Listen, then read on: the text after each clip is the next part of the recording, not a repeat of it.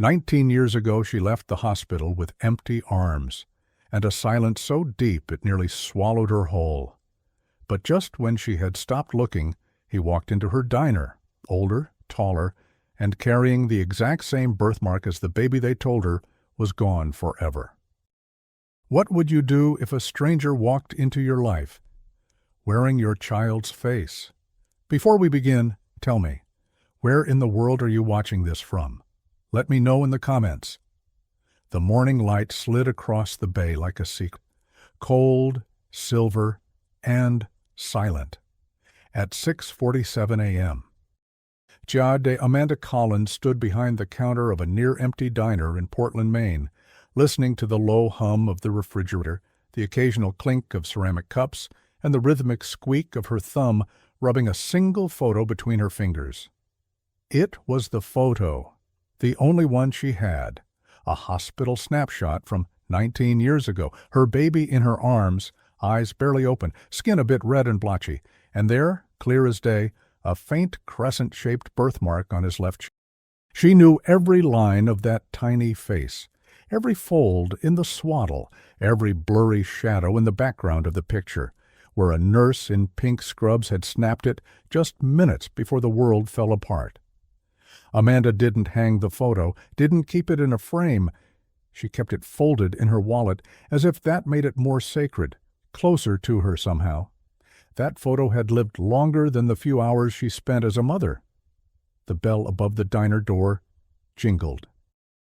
Amanda looked up, expecting the regulars, maybe Roy, the retired fisherman with the same oatmeal order since 2006, or Dee, the widow who always brought her Yorkie in a tote bag. But it wasn't either of them. A teenage boy walked in, alone. His hoodie was soaked at the shoulders from the light coastal drizzle outside. His jeans looked 2 sizes too big, backpack slung over one shoulder, hands in his pockets, and a face. Amanda's fingers stopped moving. The boy stepped forward, eyes scanning the wall menu with casual disinterest.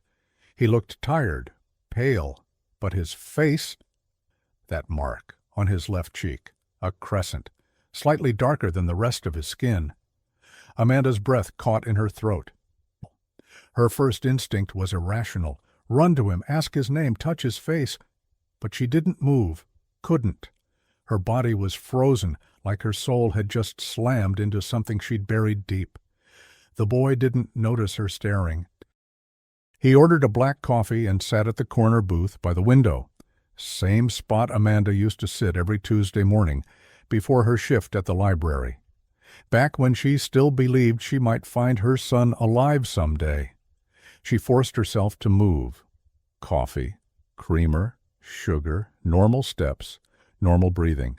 But her hand shook as she poured his coffee. Her eyes darted between the cup and his face. That mark, was it the same size? Was it mirrored? Could it just be a trick of the light? He looked up briefly. Their eyes met. He nodded, polite, distant. Amanda's stomach twisted. "Thanks," he said softly. His voice was lower than she expected, but something about the way he said it, the rhythm, the tone, it echoed something. Something from a dream, or a grief so deep that it blurred the lines between memory and imagination. She walked back behind the counter, heart pounding like a fist in her chest. She didn't tell anyone about this, not even Michael Jensen, her oldest friend, and the only one who still brought up that night without looking over his shoulder. Amanda had been 23 when she gave birth. The labor had been quick. The baby came just after midnight, healthy, full of life, 7 pounds even, brown hair, hazel eyes. They let her hold him. They even named him Noah. The nurse left to retrieve the birth certificate form. She closed her eyes for just a moment, and when she opened them again, he was gone. No one could explain it. The hospital blamed confusion, shift change, new protocols. Then they blamed her. Said she might have wandered the halls with him. She hadn't. The cameras didn't help. The angles were bad. The press got involved briefly. Then let go. Just another poor single mother with a tragic story. No family, no leverage. They searched. Amanda never did. She left town 6 months later and never looked back. Opened a new life, a new name. But she kept the photo. And now, 19 years later, he was sitting in her booth, or someone who looked like him. She watched as he drank the coffee, not adding a single thing to it. Her hands curled around the counter. Her thoughts raced. Should she say something? Ask him where he was from? People have birthmarks. People resemble each other, and hope can play cruel tricks.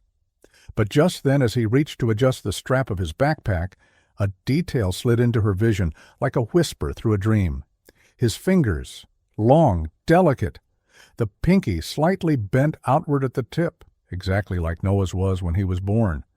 The pediatrician had pointed it out, said it was harmless, a family trait maybe. Amanda had loved that detail. And here it was again, on a stranger's hand, in her diner. She stepped out from behind the counter. Her feet moved on their own. But before she could speak, he looked up again, and this time there was something in his eyes, a flicker, like he recognized her too. Just for a second. Then he blinked it away. "Can I get the check?" he asked, voice quiet, eyes guarded. Amanda hesitated. He didn't recognize her, or if he did, he didn't want to. She brought him the bill, $2.15. He paid in cash, no tip, just a folded dollar and some change. Then he left. Without looking back, the door jingled. The rain had stopped. Amanda stood frozen, staring at the empty booth. She didn't even think to ask his name, didn't even get a clue. Until she walked to the table to clear his cup and saw what he had left behind. A folded bus pass, Chicago Transit Authority, issued to a student. Name? Ethan Wallace. Amanda sat down. Her knees couldn't hold her anymore. The name on the pass didn't mean anything, not yet. But that face, that mark, that hand. And now she knew where he came from. It wasn't over. Not even close. Amanda Collins had learned to live without sound. Not silence exactly, but sound. The kind that mattered. Laughter in a hallway. A child humming behind a door. The shriek of surprise when a birthday candle flares too bright. Those sounds had vanished 19 years ago. What remained were clinks of cutlery, radio static, and the low hush of small talk from customers who didn't know her story, or worse, who remembered it too well. She lived alone in a small second-floor apartment above the diner she owned. It was modest, clean, always cold. The heater clicked like bones settling in winter. There were no photos on the walls, no baby shoes on shelves, only a single box under her bed labeled Noah with 4 things inside. The hospital photo, his tiny knit hat, a yellow onesie with ducks on it, and a hand-stitched card that read, "Welcome, Little Moon." That last one had been from a nurse. Amanda couldn't remember her face anymore, just the handwriting. Every few months, Amanda would take out the box, sit on the floor, and go through each item like she was afraid she'd forget. Not forget what happened. That would never happen. But forget how it felt to be a mother, even for a few hours. She never married. She never tried again. The pain was so specific, so complete, it left no room for anything else. There were people who said, "You should move on," but those were the same people who stopped calling after the first year, after the search parties ended, after the case went cold. Her world shrank by choice. She ran the diner 7 days a week. It wasn't busy. Portland was small. She knew the faces, the orders, the stories. Roy always flirted harmlessly. Dee left crossword puzzles half-finished for Amanda. It was a rhythm, safe, predictable, except for Michael Jensen. He was the only person who didn't treat her like glass. Michael had been the responding officer the night Noah disappeared. Back then, he was fresh out of the academy, too young to carry that kind of weight. But he did. He never forgot her. Now in his 40s, Michael worked in community outreach, spent his weekends fixing up old bikes, and came by Amanda's diner every Friday morning, like a ritual. They never talked about that night, not unless Amanda brought it up, which she never did. But today was different. When the bell rang and Michael walked in, she was already at the counter, gripping the bus pass with white knuckles. He took one look at her face and frowned. What happened? Amanda slid the pass across the counter. Michael picked it up. Chicago? She nodded. He turned it over. Ethan Wallace. That boy, she whispered. He came in here this morning. Michael blinked. He had the mark, she said, on his face. The same one, the exact same one. Michael didn't speak. His pinky, she went on, it was bent, just like Noah's, remember? The doctor said it was genetic, and he had it. Michael set the pass down slowly. Amanda, I know how it sounds, I know, but I need you to believe me. Steady. Calm. The way he always had. I believe you think you saw something, he said gently. Amanda's voice cracked. I didn't imagine this, Michael. I didn't? He jaw. You haven't had a lead in 19 years. This isn't a lead. This is a face, a mark, a hand. It's him. People can look alike. Not like this. Michael hesitated. Then, do you want me to run the name? Yes. He nodded once. Amanda sat down, dizzy with adrenaline. Thank you, she whispered. Michael touched her shoulder. You know, I'm with you. Always have been. That night she couldn't sleep. She lay in bed staring at the ceiling, replaying every second of the boy's visit. The shape of his jaw, the sadness in his eyes. What was his life like? Did he grow up happy? Did he ever feel out of place? Did someone tell him lies about where he came from? In the darkness, Amanda reached under her bed, pulled out the box, and unfolded the photo again. She stared at the mark, then closed her eyes. The next morning, Michael called. I've got something. Amanda froze. Ethan Wallace, 19 years old, student, lives in Chicago. Her heart pounded. And?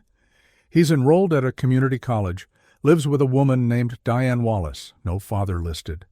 Adoption records are sealed, which usually means private placement, not through the state. Amanda swallowed hard. Want to go to Chicago? Michael asked. Amanda said nothing for a beat. Then, yes? She closed the diner for the first time in 11 years. On the drive, she told Michael everything. How the boy had looked at her, how it felt like he recognized her a moment, how he didn't smile, didn't linger, just left. Michael listened. He always did. But even he seemed unsure. You know there's a chance it's all coincidence. Amanda nodded. But if it isn't? They reached Chicago by nightfall. Amanda stared at the city from the passenger seat, wondering if her son had ever walked those streets, if he'd been happy, if he'd wondered where he came from. They parked outside the address linked to Ethan's bus pass. It was a small brick house with chipped paint and no porch light. Amanda's hands trembled. She wasn't ready. But she knocked anyway. The door opened. A woman in her late 40s stood there, slim, sharp-eyed, holding a dish rag. Can I help you? Michael stepped forward. Ma'am, we're looking for Ethan Wallace. He's not home. Can I ask who's asking? I'm Amanda Collins, Amanda said, voice shaking, and I think your son might be... Silence. The woman's face went white. Then she slammed the door. Amanda stood there, hand still raised, heartbeat in her throat. Michael reached for the doorknob again, but Amanda stopped him. Wait, she whispered. She knew something. Michael stared at the door. Yeah, he said. She did. Diane Wallace didn't open the door again, not the next morning. Not after Michael knocked a second time, holding up his badge, identifying himself as out-of-state law enforcement trying to conduct a welfare check. We're not interested, she said through the door. Go away. She sounded rattled, defensive. Amanda didn't blame her. If a stranger claimed her son was someone else's child, she'd panic too. But Diane wasn't just panicked. She was afraid. They parked across the street and waited. The next morning, Ethan came home. He looked the same, hoodie, backpack, shoulders hunched like he was always preparing for the next blow. Amanda's breath caught as he walked up the driveway. He didn't notice them, didn't look around, just disappeared inside. "Michael," she whispered, "we have to talk to him. We can't just knock again. She could press charges. But we don't know that yet." Amanda slumped back in the seat. "I do." That night they checked into a motel. It smelled like mildew and old smoke. Amanda didn't sleep. She just watched the shadows on the ceiling and waited for morning. Michael made calls to lawyers, to adoption agencies, to hospitals. Every roadblock came down to the same word: sealed. Ethan's adoption was private. No public records, no medical history, no biological parents listed, everything hidden by signatures and red tape. Amanda stared at her reflection in the motel mirror. "What if she bought him?" she said. Michael didn't answer right away. Finally, then, we find out who sold him. The next morning, Amanda made a decision. She walked into the community college campus Ethan attended, blended in with a crowd of students, waited by a bulletin board near the library, and just like that, he appeared. Wearing headphones, eyes half closed, lost in thought. She stepped into his path. "Ethan!" He stopped, looked up, recognition, confusion, the same guarded flicker she saw in the diner. "You're the lady from—" "Yes," a beat. "You followed me?" "No, I needed to see you." "Why?" Amanda hesitated, then held out her phone. The photo of Noah, her son, filled the screen. The same baby, the same face, the same birthmark. Ethan stared at it, blinked, then slowly stepped back. "What is this?" "That's you," she said. "That's you when you were born. Your name was Noah." He didn't respond, his hands curled into fists. "I don't know who you are," he said, "but you need to leave me alone." He turned. Amanda grabbed his sleeve.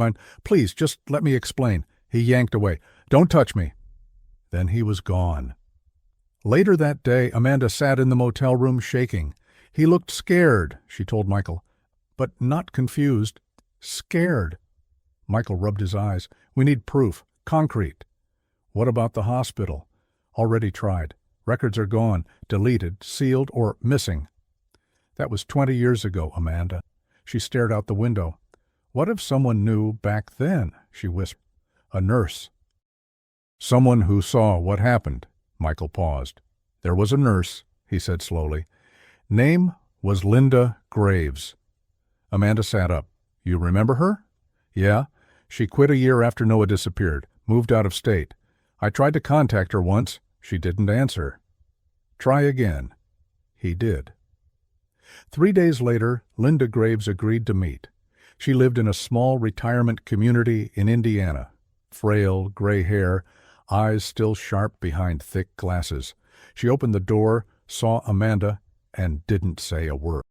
Just stepped aside. They sat in silence for a while. Then Linda spoke. "I always hoped this day would come." Amanda's eyes welled up.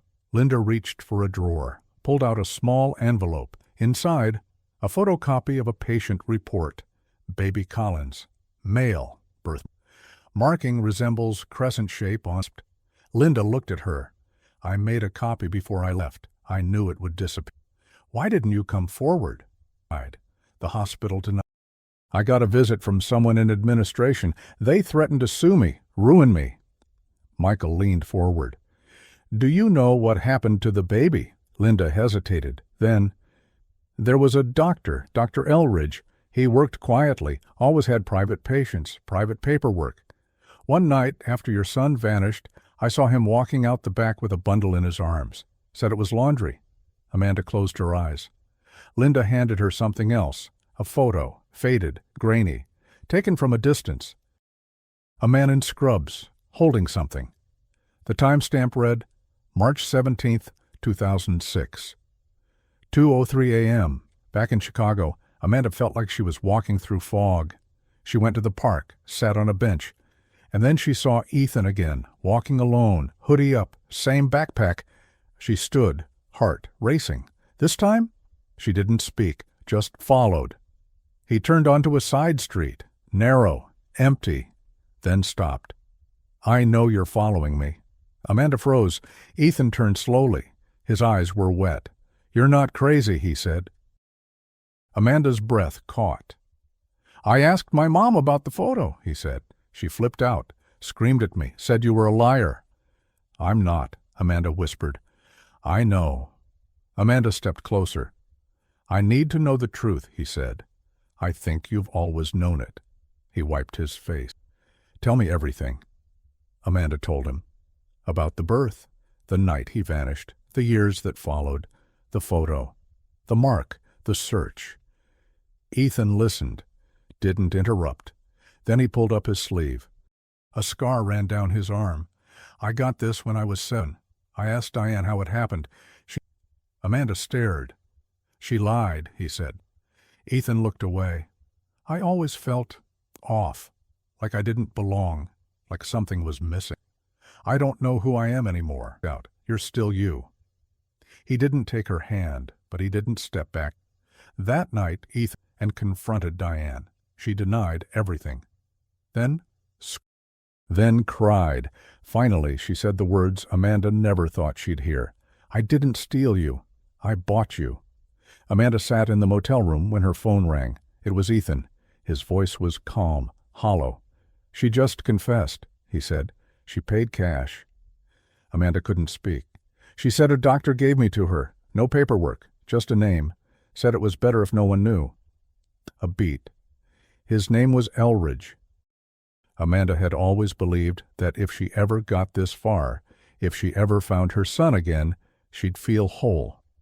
But now that she was here, standing on the edge of truth, it only felt more terrifying, more fragile. Ethan had agreed to meet again, this time at a library downtown, public, neutral. Amanda and Michael sat across from him at a wooden table surrounded by whispers, paper, and silence.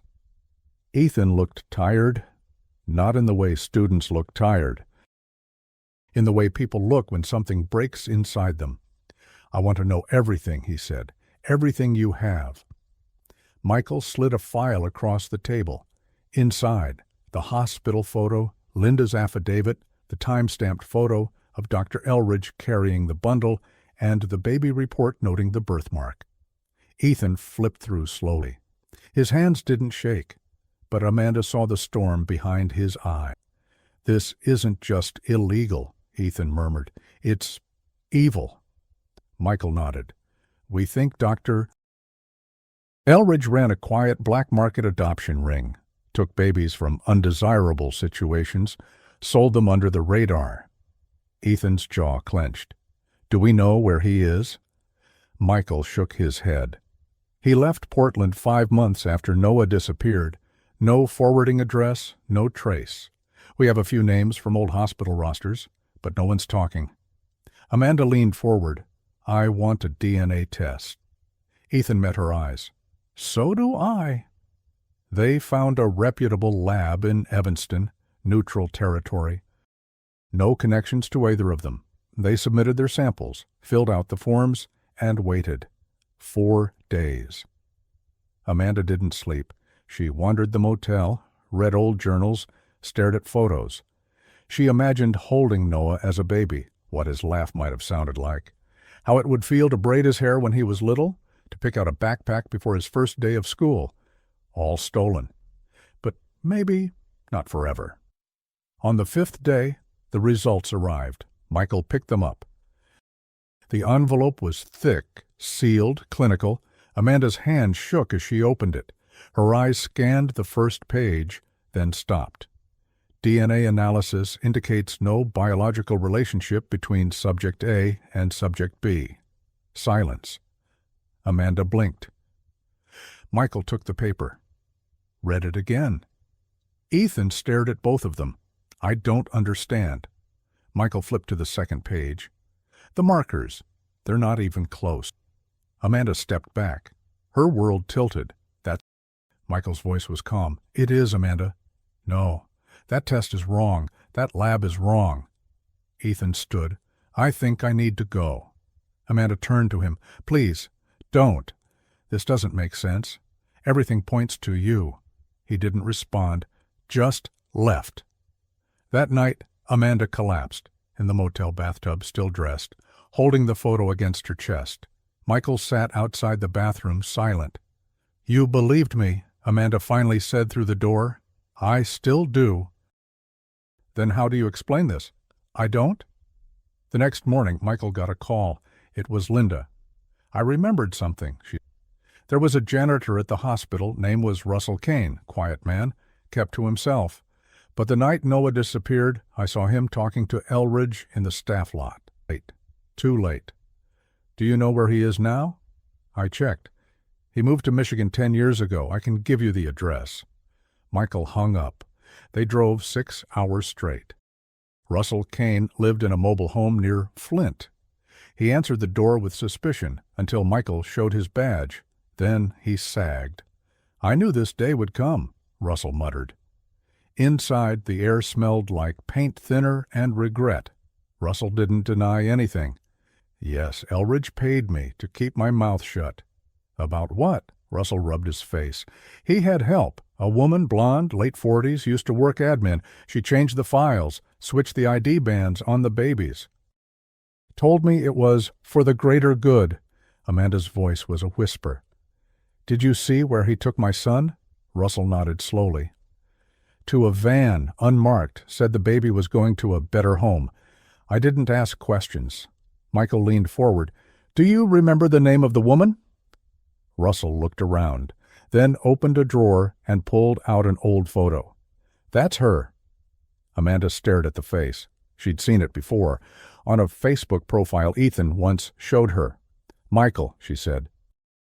That's Diane. They confronted her the next morning. She didn't run, didn't scream, just opened the door and sat down. I never thought he'd come looking, Diane said. Amanda sat across from her, calm, controlled. Why did you lie about the adoption? Because I knew how it would look. You paid for a child. I was promised he wasn't. I know that now. Diane wiped her eyes. I can't undo what I did, but I can tell you everything. What she said changed everything. Elridge had offered her a baby months before Noah was born, said he had connections, said she wouldn't have to wait or go through the system. She didn't ask questions. Paid $10,000. The baby was delivered in the middle of the night. No paperwork, no name, just a blanket and a bottle. I thought he was a gift, Diane whispered. Now I know he was a theft. Amanda didn't speak. Diane opened a cabinet and pulled out a small leather folder. Inside, the baby blanket, faded yellow. Pattern of ducks. Amanda's hand flew to her mouth. I remember that, she whispered. I packed it for him that night. Diane handed it over. He's yours. I always knew, deep down. I just didn't want to lose him. Michael reopened the DNA test. He called the lab, asked about protocol, sample handling. The technician hesitated. Why? There was a note, the tech finally admitted. The samples came with a request from an outside source to expedite and to rerun the maternal match. Said there were inconsistencies. Who sent the note? It was anonymous. Michael's voice turned sharp. Can you send me a copy of the metadata on the request? A beat? Then, sure. But it was routed through a proxy, out of Oregon. Michael's blood ran cold. Elridge! The test had been tampered with. The results were fake. Amanda wasn't wrong. She was never wrong. Michael looked at Amanda. This wasn't a mistake. She stared at him. It was sabotage. The snow in Portland fell softly, quietly, like it didn't want to disturb anything. Amanda stood on the porch of her diner, watching the flakes spiral beneath the street lamps. Inside, Michael sat at the counter with a laptop open, scrolling through names, files, satellite images, chasing a ghost. Dr. Charles Elridge hadn't left many breadcrumbs, but he had left just enough. The metadata from the falsified DNA request had been traced to a VPN server linked to a defunct medical consulting firm in Eugene, Oregon, a firm once partially owned by Elridge under a different name, alias Edward Marsh. Michael filed a request with a private investigator in the area who confirmed that a man matching Elridge's description had been living under the radar in a remote cabin north of Salem. He's still alive, Michael. Amanda didn't speak. She just tightened her grip on the hospital photo. They flew out 2 days later. The cabin was surrounded by trees, set back from a gravel road with no neighbors in sight. It looked abandoned, boarded windows, a sagging roof, overgrown brush. But there was smoke coming from the chimney. Michael knocked. No answer. He knocked again. Then the door creaked open. Inside, a man stood in the shadows. Older, gaunt, wearing glasses, hair white and thin. He knew exactly who they were. "You found me," Elridge said, not surprised, not afraid. Amanda stepped forward. "You took my son." Elridge tilted his head. "I gave him a better life." Michael pushed past him. "You altered medical records. You falsified documents. You sabotaged a DNA test." "I protected a system," Elridge said. "A broken system. Children, born to chaos, given order." Amanda's voice cracked. "You destroyed lives." He didn't flinch. "You sold him," she said. "I placed him. You're going to jail." "I doubt it." Michael moved to handcuff him, but Elridge held up a flash drive. "You'll want this first." Back at a hotel, Michael plugged it in. It contained files, thousands of them, scans of hospital records, internal memos, names, dates, payments, and recordings. Amanda's hands trembled as she clicked on one labeled Noah Collins Intake 2006. A voice played, a woman, nervous. "So the mother's name is Amanda Collins. She's young, alone, no insurance. Should be easy to file under abandonment." Another voice, Elridge's.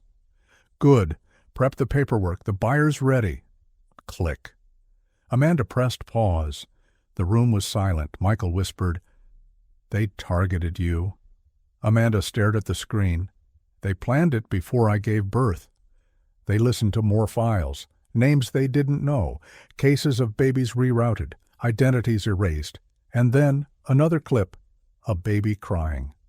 A woman humming softly. Amanda froze. She recognized the melody instantly. "You are my sunshine." She covered her mouth. "That's me," she whispered. "That's my voice." The clip had been recorded in the delivery room. They had been watching, recording, archiving their crimes like trophies. Michael backed up the files. "We're giving this to federal agents." Amanda nodded, eyes still wet. "But I want Ethan to hear it first." 3 days later, back in Chicago, Ethan sat across from Amanda in a rented apartment. He looked older somehow, more worn. She slid the flash drive across the table. "Everything's on there." "Proof." He plugged it in, listened. He didn't speak, not during the recordings, not after. When it ended, he sat back, face pale, hands clenched. "They lied to me," he said. "They lied to both of us. I feel sick." "I know." He stared at her. "Why me? Why did they choose me?" Amanda hesitated. "They targeted mothers like me, vulnerable, alone, without lawyers or money." Ethan swallowed hard. "Do you still want me?" Amanda's breath hitched. She reached across the table. "I never stopped." The investigation spread quickly. Federal authorities raided Elridge's cabin. He was arrested on multiple charges: child trafficking, falsification of records, obstruction of justice, illegal medical practice. More names emerged, more mothers, more children. Amanda gave interviews, but not on TV. She told her story in a quiet community hall in Portland, surrounded by women who had lost children and never found answers.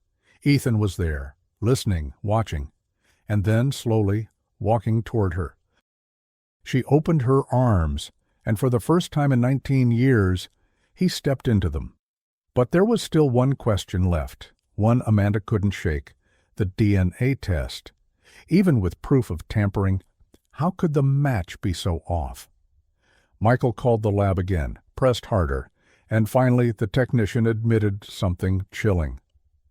The samples didn't just show no match, they showed a mismatch, deliberate splicing. Amanda's heart stopped. What does that mean? It means the sample we tested wasn't from Ethan at all. They had used someone else's DNA, they had tricked the entire system, and nearly tricked Amanda out of the truth. Amanda stood in Ethan's room, now stripped of posters. "Where are you going?" she asked. "Home." Amanda didn't expect things to be easy. She didn't expect hugs every morning or Mom rolling off Ethan's tongue like it had always been there. She didn't expect warmth, but she hoped for something. Ethan moved to Portland. He didn't ask to. He rented a room above a bookstore, close but not too close. She was a stranger with familiar eyes. They met for breakfast every Sunday. The first time, he barely spoke. The second, he asked about her childhood. The third, he smiled. Just once. But Amanda would remember it for the rest of. Michael kept his distance, but checked in regularly. The investigation into Elridge's network had grown. 3 other babies, now adults, had come forward after hearing Amanda's story. She became a quiet symbol, not on talk shows or viral videos, but in late-night articles, forums for missing children, and whispered conversations between women who had always felt something was stolen from them. One afternoon, Amanda invited Ethan to the bold, gray, Oregon spring. They walked barefoot near the shoreline. Amanda stopped and sat on a rock, her arms folded against the wind. "I used to come here after you were taken," she said. "I'd sit and scream into the waves, just so I didn't forget what my voice sounded like." Ethan stood beside her. Amanda reached into her coat pocket and pulled out something small. The yellow onesie, folded neatly.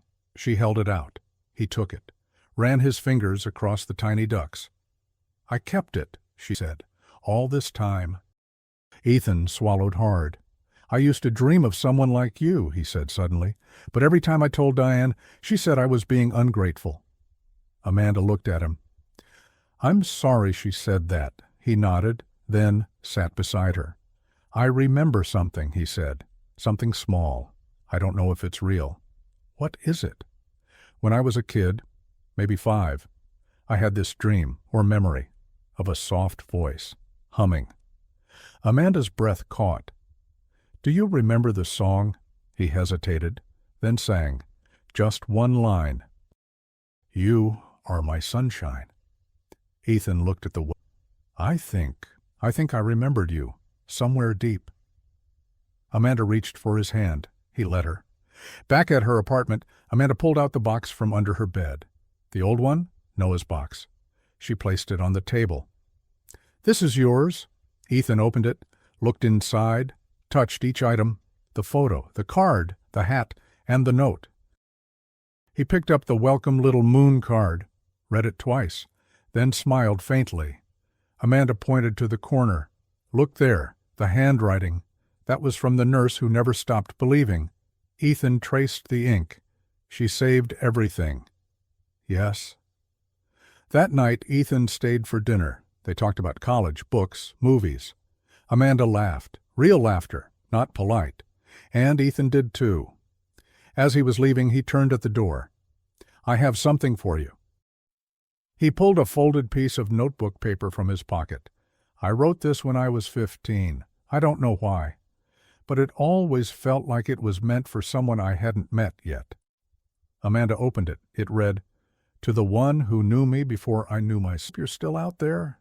I hope you never stopped waiting. Because I'm trying to find my way home." Amanda folded the paper, held it to her chest, and cried. The next morning, Amanda opened the diner early. There, sitting at the counter, was Ethan. Same booth, same seat, same crescent birthmark on his cheek. He looked up, smiled. "Coffee, Mom?" Amanda. "With extra sugar," she said. The city of Portland breathed slowly that morning. The sun had not yet broken through the clouds, and the breeze carried the scent of salt and something warm rising from a nearby bakery. Amanda Collins unlocked the door to her diner. The metal handle was cold against her palm, grounding. She turned the sign to open just like she had done thousands of times before. But this time, it felt different. The past no longer pressed down on her shoulders. It sat beside her, like an old companion that no longer needed to speak. Ethan walked in 15 minutes. He just grabbed a dish rag and started wiping down the front window. He wasn't working. He just showed up now. Amanda didn't ask why. She knew he belonged there. Not because of blood or justice or what had been taken, but because both of them had decided that this, whatever it was, tentative, imperfect, was real. On the counter sat a new tip jar. It wasn't glass. It was a small wooden box. Engraved on the side were the words, "Welcome, Little Moon." Ethan had made it. Amanda saw it one morning and cried for 20 minutes in the kitchen. He never said a word about it. He didn't need to. Every Sunday, they still met for breakfast. Same table. Same coffee. Less silence now. One Sunday, Ethan handed her a small gift, a faded cassette tape. "I found it in Diane's old stuff," he said. "Thought you should have it." Amanda turned it over in her hands. Written on the label, in crooked handwriting, "Noah's First Night." She brought it home that evening. She didn't press play, not yet. Some things you hold on to a little longer, because you're not sure what will break when the sound starts playing again. Michael stopped by the diner every Friday, sometimes just for coffee, sometimes with updates. Elridge had taken a plea deal. He would spend the rest of his life behind bars. 7 more children had been found, all stolen under similar circumstances. Each reunion looked different. Some embraced, some walked away. But all of them were stories that finally had a name. And Amanda?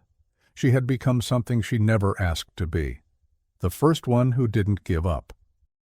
One afternoon, a letter arrived at the diner, no return address. Just a single name on the envelope.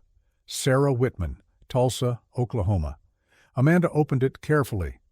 "I saw your story in the newspaper. My daughter disappeared in 2009.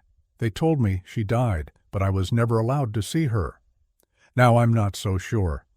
Amanda sat down at the counter. She folded the letter once, then wrote back. She would write back to all of them, every last one. Later that night, Ethan helped her clean up after closing. He dropped a fork and muttered a curse. Amanda laughed. "You used to be a lot more polite." He looked up. "I wasn't raised by you," he said, then smiled. "But I'm catching up." There was still pain, still gaps, still nights Amanda would wake and wonder how different the world might have been. But the grief had changed.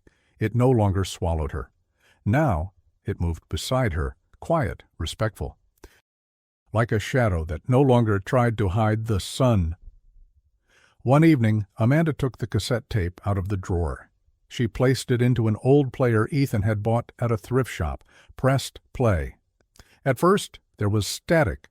Then, faintly, a baby crying, her voice trembling and raw. "You are my sunshine." Amanda sat alone in her living room, eyes closed. For the first time in 19 years, she let herself listen. Fully, without fear, without resistance. She cried, then laughed. Then cried again, and when the tape clicked at the end, she whispered. The next morning, Amanda opened the diner early. The streets were quiet. The sky was pale. She stood behind the counter polishing mugs when the doorbell jingled. Ethan walked in, still half asleep, holding a folded newspaper and a cinnamon roll. "Brought breakfast," he muttered. Amanda smiled. "I've already got coffee." They sat in the same booth, same sunlight streaming through the glass. Same mark on Ethan's cheek, same familiar silence. Only now it felt like home. She reached for his hand across the table. He let her. No words, just warmth. And in that moment, Amanda understood something she had never dared to believe. Some people spend their lives waiting for the end of the story, but the lucky ones realize the beginning was just late.